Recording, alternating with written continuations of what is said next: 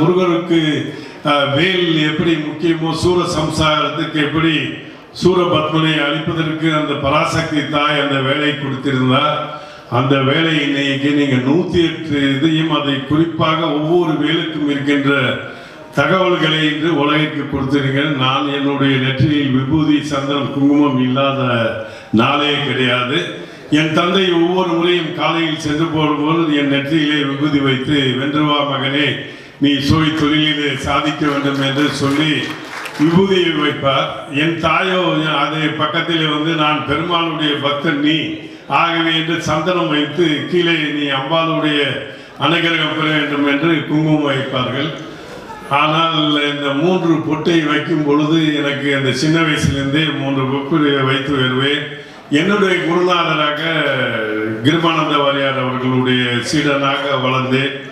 அவர்தான் என்னுடைய நிறுவனத்தை எல்லாம் 2-3 அதுக்கப்புறம் சரவணபான் ஹோட்டலுடைய உரிமையாளரை அறிமுகப்படுத்தினதும் திருமுருக குருபானந்தர். இவ்வளவு முருகர்களோடு ஒவ்வொரு ஆண்டும் நான் அந்த கந்தசஷ்டி நடக்கும் பொழுது இந்த சூரசம்சாரம் இந்த வேலுக்கு முக்கிய பண்டிகையே சூரசம்சாரம் தான்.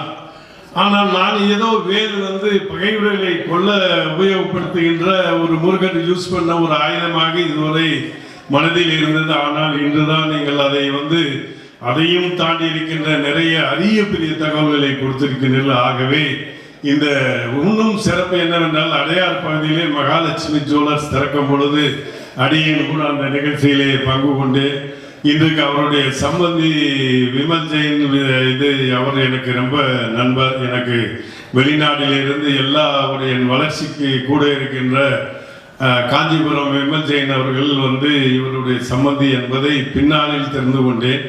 ஆகவே ஏதோ ஒரு உறவு எனக்கும் அவருக்கும் உள்ளது. ஜெயந்திலால் குறிப்பிட்டதை போல சைன மதத்தையும் சைனருடைய கலாச்சாரத்தை இருந்தாலும் கூட ஏதோ ஒன்று அவர் உடம்பிலே ஒரு ரத்தமாக இந்த முருகனுடைய அருள் சேர்ந்து தமிழ் எவ்வளவு அழகாக பேசினார்கள். இந்த தமிழர்கள் யாருமே செய்ய முடியாத செய்திடாத இந்த தகவல்களை இன்று நமக்கு உலகிற்கு கொடுத்திருக்கின்றார். ஆகவே இன்றைய நாள் என்பது ஒரு சிறப்பு வாய்ந்த நாள்.